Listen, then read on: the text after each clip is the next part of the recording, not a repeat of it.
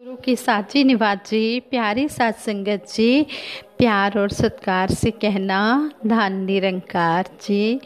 सात संगत जी, सबसे पहले सतगुरु माता जी का शुक्राना करते हैं, जिनकी कृपा से हमें ये सुंदर सुनहरी अवसर मिल रहे हैं, हम ज्ञान चर्चा में जुड़ पा रहे हैं। जैसा ये समय हमारे ऊपर आया है कोरोना का, हमें तो बिल्कुल भी पता ही नहीं चल रहा कि ये ऐसा समय आया है। लेकिन जो संसार वाले हैं वो किस तरह परेशान हो रहे हैं, लेकिन जो संत महात्मा हैं वो इसके आनंद में खुश हैं। जैसी भी हो परिस्थिति रहे, एक सी मनोस्थिति, सतगुरु निरंकार का सहारा लेते हुए भगत जन संत जन आगे बढ़ते चले जा रहे हैं, जीवन का आनंद उठा रहे हैं। एक एक पल इतना अच्छा खुशी में आनंद में बीत रहा है। सतगुरु माता जी का लख लख शुक्राना है, जो सतगुरु कहते हैं कि हमारी बाजू ना पकड़ते, हमें चरणों से ना लगाते, तो आज हमारा भी वही हाल होना था जो संसार का आज हो रहा है। सात संगत जी कहते हैं, अगर चीनी में मिठास नहीं हो तो चीनी बेकार है, नमक में नमकीनता नहीं हो तो नमक किस काम का, मंदिर में मूर्ति नहीं हो तो मंदिर का अर्थ क्या हुआ, हॉस्पिटल में डॉक्टर नहीं तो हॉस्पिटल बेकार, गाड़ी का इंजन टायर आदि सब ठीक ठाक हो, परंतु यदि ब्रेक काम ना करे तो गाड़ी बेकार है। इसी तरह भक्ति मार्ग में सेवा सिमरन सत्संग यदि नहीं है तो फिर कहते हैं कि भक्ति है ही नहीं, फिर हमारा जीवन ही अधूरा है। इसलिए सच्चे पातशाह ने हमें जो समझाया है कि हमने सेवा भक्ति मार्ग में सेवा सिमरन सत्संग लगातार करते रहना है। कहते हैं कि निरंकार सतगुरु को खुश करने के लिए हमें विनम्रता मीठी वाणी का प्रयोग करना चाहिए। सच्चे पातशाह ने हमें समझाया कि हमने हर किसी के साथ प्यार करना है और प्यार करते जाना है। इसलिए हमने सतगुरु की इस बात को मानते हुए अपना जीवन गुजारना है। दासी आप जी के चरणों में सतगुरु माता जी की असीम कृपा से एक छोटी सी स्टोरी रखने जा रही है। इस स्टोरी में हमें ये समझाया गया है कि कहते हैं कि जो खून के रिश्ते होते हैं यही बड़े रिश्ते नहीं होते हैं। जो रिश्ते निभा ले, चाहे वो मुंह बोले रिश्ते ही क्यों ना बने हो, लेकिन अगर कोई रिश्ते निभा ले वही रिश्ते सगे होते हैं। ये नहीं कि अगर खून के रिश्ते निभा ही नहीं पाए और मुंह बोले जो रिश्ते होते हैं वो निभा जाते हैं, तो असली रिश्ते वही हैं जो सुख दुख में काम आते हैं। ऐसा ही इस स्टोरी में भी बताया गया है। कहते हैं कि जतिन ऑफिस से घर आया और अपनी पत्नी अंकिता के साथ चाय नाश्ता करते हुए थोड़ा समय बिताने के बाद उसने अपनी मुंह बोली बहन रमा को फ़ोन लगाया। अंकिता ने भी रमा से थोड़ी बात की और फिर वो रसोई में डिनर की तैयारी करने चली गई। जतिन ने रमा से बातों ही बातों में कहा, अब रक्षाबंधन आने में लगभग 1.5 महीना ही रह गया है। अंकिता तो मुंबई जाने को लेकर बहुत उत्साहित है, लेकिन इस बार मुझे लगता है मुझे ज़्यादा छुट्टियां नहीं मिल पाएंगी, इसलिए मैं अब की बार रक्षाबंधन पर आपके पास नहीं आ पाऊँगा क्योंकि ऑफिस में काम बहुत पेंडिंग हो गया है। जतिन जानबूझकर अपनी बहन को सताने के लिए ऐसा कह रहा था, क्योंकि जब भी वह कम दिनों के लिए बहन के घर जाता तो बहन नाराज़ हो जाती थी और कहती थी कि साल भर में एक बार भी बहन के लिए आपके पास समय नहीं है। जतिन मन ही मन मुस्कुरा रहा था कि अब रमा उसे ज़रूर डांटेगी, लेकिन उधर से रमा का हिचकिचाहट भरा स्वर सुनाई दिया। कहने लगी, अरे भैया कोई बात नहीं, इस बार मैं यहाँ से राखी भेज दूँगी। आप इतना खर्चा करके मेरे घर आते हैं, आपकी छुट्टियाँ भी खराब होती हैं, तो रक्षाबंधन में ना भी आए तो कोई बात नहीं है, उस दिन हम वीडियो कॉल कर लेंगे। दूर रहकर भी तो हम त्योहार मना ही सकते हैं। जतिन को तो अपने कानों पर यकीन ही नहीं हुआ कि रमा उसे अपने घर आने को मना कर रही है। वो सोच में पड़ गया कि आज रमा कैसी बातें कर रही है। थोड़ी देर तक बातें करने के बाद जतिन ने फ़ोन रख दिया और गहरी चिंता में डूब गया। जतिन और रमा गांव में पड़ोसी थे। रमा के दो भाई हैं। रमा के दो भाई थे, लेकिन जतिन की कोई बहन नहीं थी। जतिन अपने माता पिता का इकलौता बेटा था। हर साल रक्षाबंधन के दिन जतिन की कलाई सूनी ही रह जाती थी। जब जतिन 10 वर्ष का हुआ तो उसने रमा से आग्रह किया कि वह उसे राखी बांधकर उसकी मुंह बोली बहन बन जाए। बस तब से लेकर आज तक दोनों में भाई बहनों का यह रिश्ता बना हुआ था। समय बीता और जतिन अपनी पढ़ाई पूरी करके चेन्नई आ गया और जॉब करने लगा और कुछ सालों के बाद उसकी मैरिज हो गई। फिर वो अपनी पत्नी को भी लेकर चेन्नई चला गया। इसी बीच रमा की भी शादी हो गई और वो अपने पति के साथ मुंबई चली गई। समय बीता और अब तो रमा की एक प्यारी सी 10 वर्षीय बेटी और 6 वर्षीय बेटे की रमा माँ बन चुकी थी और जतिन भी 8 साल के बेटे का पिता बन चुका था। इतने साल बीत गए थे, लेकिन कभी भी ऐसा नहीं हुआ था कि वह रमा के पास राखी बंधवाने के लिए ना जाए। यदि रमा रक्षाबंधन में अपने मायके गई होती थी तो जतिन वहाँ भी पहुँच जाता था, और अगर रमा मुंबई में रहती थी तो जतिन मुंबई पहुँच जाता था। लेकिन रक्षाबंधन वाले दिन वह राखी बंधवाने ज़रूर जाता था। रमा को भी बहुत अच्छा लगता था कि दिल से जुड़े हुए रिश्तों को जतिन इतने प्यार से निभा रहा है, वरना तो आजकल खून के रिश्ते भी एक दूसरे को नहीं पूछते। इतने सालों में जिया ने कभी भी ऐसा व्यवहार नहीं किया था। जतिन सोच में पड़ गया कि आखिर बात क्या है। वह इतनी चिंता में पड़ गया। उसने फिर जतिन ने अपनी पत्नी की मदद करने के लिए रसोई में गया और यह उसका रोज़ का ही नियम था। डिनर बनाते समय उसने अपनी पत्नी से कहा कि आज ऐसी बात है। उसने अपनी पत्नी को सारी बात बताई और उसकी पत्नी कहने लगी कि आप इतनी चिंता कर रहे हो, आप ऐसा करो। अंकिता ने कहा कि आप इतनी चिंता कर रहे हो, आप रमा की मम्मी को फ़ोन लगाकर पूछो कि आखिर बात क्या है। वो कहने लगा जतिन कि आज रमा ने मुझे खुद कहा कि रक्षाबंधन पर घर आने की ज़रूरत नहीं है। यह सुनकर अंकिता भी सोच में पड़ गई। उसने कहा कि ज़रूर कोई बड़ी बात है, आप पता कीजिए, एक काम कीजिए, रमा की मम्मी से फ़ोन पर बात कर लीजिए, वह आपको सारी बात बता देंगे। तो जतिन ने रमा की मम्मी को फ़ोन किया और कहा कि रमा कुछ ठीक नहीं लग रही थी। तो आगे से रमा की मम्मी ने कहा कि तुम ठीक कहते हो कि वो तो इस समय बहुत ही परेशान है। उसने जो बात बताई, बात सुनकर जतिन के तो होश ही उड़ गए और वो सोचने लगा कि रमा इतनी तकलीफ़ में है और उसने मुझे कुछ भी नहीं बताया। अगले 1 सप्ताह तक जतिन बहुत ही बिजी रहा और 1 सप्ताह के बाद वो ट्रेन से मुंबई के लिए निकल गया और रमा के घर पहुंचकर उसने दरवाजे की डोरबेल बजाई। रमा ने दरवाज़ा खोला तो अचानक से अपने मुंह बोले जतिन भाई को देखकर हैरान रह गई। उसके चेहरे पर खुशी से ज़्यादा घबराहट के भाव देखकर जतिन शर्मिंदा हो गया। रमा ने उसे घर के भीतर बुलाया और हॉल में बिठाया, ड्राइंग रूम में बिठाया। रमा के बच्चों ने आकर जतिन को नमस्कार किया और अपने रूम में चले गए। दोनों के चेहरे बहुत उतरे हुए से लग रहे थे। रमा नकली हंसी हंसते हुए, रमा के पति भी घर में ही थे, दोनों के चेहरे बहुत उदास लग रहे थे। रमा बनावटी हंसी हंसते हुए बोली, अरे भैया अच्छा हुआ, आज सौरभ ने ऑफिस से छुट्टी ले रखी थी।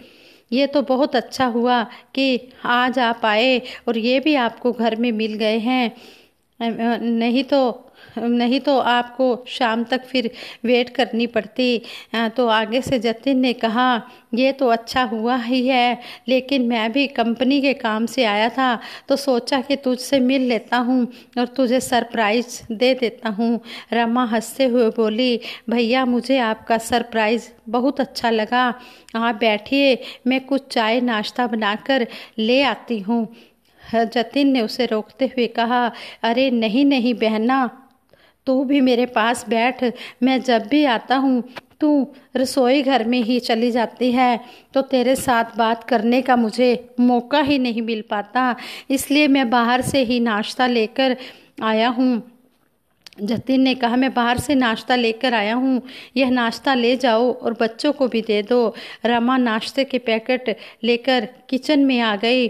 जतिन बच्चों की मनपसंद कचौड़ियाँ, समोसे, मिठाइयाँ और जूस वगैरह लेकर आया और रमा रसोई में आकर सोचने लगी कि भैया नाश्ता तो लेकर आए हैं, लेकिन दोपहर का खाना तो बनाना ही पड़ेगा। क्या बनाऊं, कुछ समझ में नहीं आ रहा है। घर में तो कुछ भी नहीं है, ढंग का राशन भी नहीं है। हम तो किसी तरह नमकीन चावल खाकर दिन गुजार रहे हैं, पर मैं अपने भैया को क्या खिलाऊं, यह सोच रही थी। यह सोचते हुए उसकी आंखें भर आई। वह सोचने लगी कि आज मैं कितनी मजबूर हो गई हूँ कि भैया घर आए हैं और मैं ठीक से उनकी खातिरदारी भी नहीं कर पा रही हूँ। घर में दूध भी तो नहीं है, मैं चाय कैसे बनाऊँ। उसने चीनी का डिब्बा खोल कर देखा तो उसमें 2 चम्मच चीनी बची हुई थी। थोड़ी सी चाय की पत्ती भी थी, लेकिन दूध तो एक बूंद भी नहीं था। कितने महीने से बच्चों को दूध भी नसीब नहीं हुआ था। उसकी आंखों से लाचारी के आंसू बहने लगे। सौरभ की नौकरी छूटे हुए 5 महीने हो चुके थे, यानी कि रमा के पति की नौकरी को छूटे 5 महीने हो चुके थे। शुरुआत में तो बचत से खर्च चलता रहा, लेकिन अब बहुत प्रॉब्लम होने लगी थी। ऊपर से बच्चों की पढ़ाई लिखाई का खर्चा भी अलग से। शर्म लिहाज को एक तरफ रखकर जब रमा ने अपने सगे भाइयों से मदद मांगने की कोशिश की तो उसके भाइयों ने मदद करने से इनकार कर दिया। उन्होंने अपनी अपनी जिम्मेदारियों का बहाना बना लिया। मुसीबत के समय में रिश्तों का असली चेहरा भी सामने आ ही गया था। रमा भगवान से हर रोज प्रार्थना करती थी कि मेरे पति सौरभ को नौकरी मिल जाए, लेकिन डेली की भागदौड़ करने के बाद भी सौरभ को नौकरी नहीं मिल रही थी। अब तो वह निराश होने लगा था। घर के खर्चे भी बहुत हो रहे थे और वह कुछ भी नहीं कर पा रहा था। वो खुद को बहुत असमर्थ फील कर रहा था कि वो अपने परिवार का अच्छे से पालन पोषण भी नहीं कर पा रहा है। यह बहुत ही परेशान हो गया था। गांव में रहने वाले सौरभ के बुजुर्ग माता पिता भी सौरभ के ऊपर ही डिपेंड थे, तो उनसे भी मदद की उम्मीद नहीं की जा सकती थी। सौरभ अभी तक अपने दोस्तों से उधार लेकर कुछ ना कुछ करके खर्च चला रहा था, लेकिन उसे पता था कि हालात में जल्दी सुधार नहीं हुआ तो सब कुछ बर्बाद हो जाएगा। इसलिए रमा ने इस बार रक्षाबंधन के दिन जतिन को घर आने से मना कर दिया था, क्योंकि ऐसी परिस्थिति में अपने भैया भाभी और उनके बेटे का स्वागत सत्कार अच्छे से नहीं कर पाती। उनके घर में तो खुद के खाने पीने के लिए राशन नहीं था, तो वह मेहमान नवाजी क्या करती। आज इस तरह अचानक से जतिन के आने से भी वह परेशान हो गई थी। घर की इज्जत बची रहे, इसलिए वह अपने पति और जतिन को नाश्ता देने के बाद चुपके से पड़ोसन के घर गई और पड़ोसन के घर से दूध मांग कर ले आई कि मैंने अपने भाई के लिए चाय बनानी है। आधा गिलास दूध मांग कर लाई। उस दूध से उसने सिर्फ जतिन के लिए 1 कप चाय बनाई। जतिन ने 1 कप चाय देखा तो उसका मन भर आया और वह सोचने लगा कि मेरी बहन की क्या हालत हो गई है, जो सभी लोग साथ बैठकर चाय भी नहीं पी सकते हैं। जतिन ने जब रमा की मम्मी को फ़ोन लगाया तो उन्होंने रमा की आर्थिक स्थिति के बारे में जतिन को सब कुछ बता दिया था। साथ में उन्होंने यह भी बताया था कि रमा के भाइयों ने रमा की मदद करने से इनकार कर दिया है। तब जतिन को यह सुनकर बहुत ही दुख हुआ। वो कहने लगा कि रमा ने उसे अपनी मुसीबत क्यों नहीं बताई। एक बार भी रमा ने उस पर भरोसा तो किया होता, इसलिए आज वो एक भाई होने का फर्ज निभाने के लिए रमा के घर आ गया। थोड़ी देर के बाद बातों ही बातों में जतिन ने कहा, रमा, मेरा एक फ्रेंड यहाँ एक मल्टीनेशनल कंपनी में मैनेजर है। उसकी कंपनी में अभी हाल ही में स्टोर इंचार्ज की जगह खाली हुई है और वह मुझसे कह रहा था कि कोई विश्वास पात्र आदमी हो तो मुझे बताना। मैं सोच रहा था कि सौरभ जी के लिए वो नौकरी एकदम परफेक्ट रहेगी। उन्हें नई कंपनी में सैलरी भी अच्छी मिलेगी और काम भी बढ़िया। तुम कहो तो मैं बात कर लूँ। सौरभ लिहाजवश बोला, अरे नहीं नहीं, इसकी क्या ज़रूरत है। जतिन गहरी सांस छोड़ते हुए बोला, सौरभ जी, आपको ज़रूरत ना सही, लेकिन मेरे फ्रेंड को आपके जैसा मेहनती और ईमानदार आदमी चाहिए। आप मेरी बात मानिए तो एक बार इंटरव्यू देकर आ जाइए। आपको जॉब अच्छी लगे तो कर लीजिए, नहीं तो आप जॉब तो कर ही रहे हैं।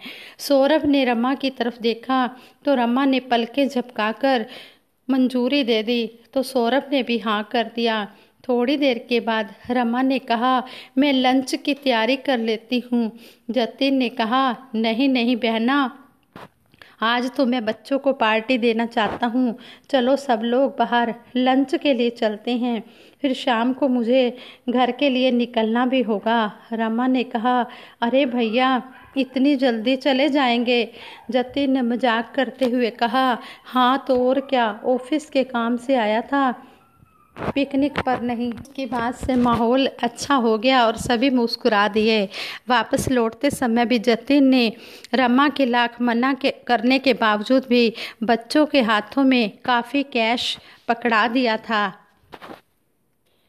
हफ्ते भर के अंदर ही सौरभ ने नई कंपनी ज्वाइन कर ली थी और महीने भर के बाद जब उसके अकाउंट में पहली सैलरी आई तो सबसे पहले रमा ने जतिन को फ़ोन लगाया और कहने लगी कि भैया, आप भी मजाक करते हैं, लेकिन इस बार भी रक्षाबंधन में आपको मेरे घर आना ही होगा। जतिन की आंखों से आंसू टपक पड़े और वो भरे गले से बोला, बहना, मैं तेरे पास नहीं आऊँगा और कहाँ जाऊँगा। रमा की आंखें भी भीग गई। उसे अपनी माँ से पता चल चुका था कि जतिन को सौरभ की नौकरी के बारे में सारी सच्चाई पता थी। रमा का मन भाई के प्रति गर्व से भर उठा था कि इतनी बड़ी मदद करने के बाद भी जतिन ने एक बार भी उसे यह एहसास नहीं होने दिया कि वह उसकी मदद कर रहा है, वह उसकी मदद करने के लिए उसके घर आया है। रमा बहुत खुश थी कि जहां उसके सगे भाइयों ने उसकी मदद करने से इनकार कर दिया था, वहीं उसके मुंह बोले भाई ने रिश्तों को निभाने में कोई कमी नहीं छोड़ी थी। जतिन भी खुश था कि उसने अपनी बहन के स्वाभिमान को ठेस पहुंचाए बिना ही गुप्त रूप से उसकी मदद कर ली है। रिश्ता हो तो ऐसा ही होना चाहिए कि जीवन भर ये रिश्ते एक दूसरे की मुसीबत में मजबूत सहारा बनकर खड़े रहें। संतों महापुरुषों, असली रिश्ते वही होते हैं जो मुसीबत के समय काम आए। तो साथ संगत जी, इसी तरह ये संत महात्मा भी ऐसे ही होते हैं, ये सतगुरु की सिखलाई पर चलते हैं, ये भी निस्वार्थ भाव से सभी के काम आते हैं। जरूरी नहीं है कि जो खून के रिश्ते होते हैं वही सगे रिश्ते होते हैं, नहीं, जो दुख सुख में काम आते हैं वही सगे रिश्ते होते हैं। इसलिए हम ये रक्षाबंधन का त्यौहार हंसी खुशी मनाएं और सतगुरु माता जी के चरणों में यही अरदास करते हैं, सच्चे पातशाह जो आप जी ने सिखलाई दी है, इसी तरह हम एक दूसरे का आदर सत्कार करते चले जाएं, एक दूसरे के दुख सुख में काम आएं और कभी भी किसी की बात कहीं पर भी ना फैलाएं। सभी के पर्दे सतगुरु निरंकार ढकता है। जिस तरह उन्होंने गुप्त रूप से मुंह बोले भाई ने अपनी बहन की रक्षा की, इसी तरह सच्चे पातशाह सबके इसी तरह रक्षा होती रहे, सबके पर्दे ढके रहें और सबके ऊपर अपना मेहर भरा हाथ रखना, मेहर भरी नज़र रखना। ये सुख दुख तो ज़िंदगी में आते ही रहते हैं, लेकिन जो सतगुरु का सहारा लेते हैं, जैसी भी हो परिस्थिति रहे, एक सी मनोस्थिति, जो जैसी भी परिस्थिति हो उसमें अपने आप को एक स्थिर होकर रहते हैं, उन्हीं का जीवन सही मायनों में जीवन बन जाता है। कहते हैं निरंकार का ले आधार, जीवन हो गुरमत अनुसार। सिर से नाता जोड़ के मन का जीवन को हम सहज बनाएं। हमारा नाता जो है इस निरंकार के साथ हर पल जुड़ा रहे, हम इसका एहसास हर पल करते रहें। और इन्हीं शब्दों से दासी आप जी के चरणों में क्षमा प्रार्थी होते हुए सिमरन में साथ दे के आप सभी मिलकर सिमरन करना जी। आप सभी के लिए दासी सिमरन करवाएगी। तू ही निरंकार मैं तेरी शरण हाँ मैनू बख्श लो, तू ही निरंकार मैं तेरी शरण हाँ मैनू बख्श लो, तू ही निरंकार मैं तेरी शरण हाँ मैनू बख्श लो, तू ही निरंकार मैं तेरी शरण हाँ मैनू बख्श लो। बोलिए सतगुरु माता सुदीक्षा सविंदर हरदेव जी महाराज की जय। निरंकारी राज माता गुरु बचन अवतार की जय। साध संगत जी प्रेम से कहना धन निरंकार जी।